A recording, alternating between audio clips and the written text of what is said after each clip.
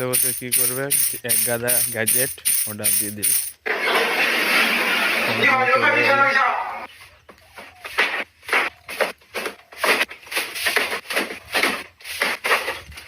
Order করে 3 সেকেন্ডের মধ্যে চলে গেল। দেখে মনে করবে কি সুন্দর জিনিস, চাইনিজ জিনিস 2 দিনে ফুটে গেল।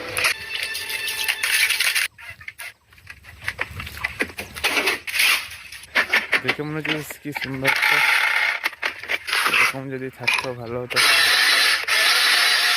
কোনো কাজের নয়।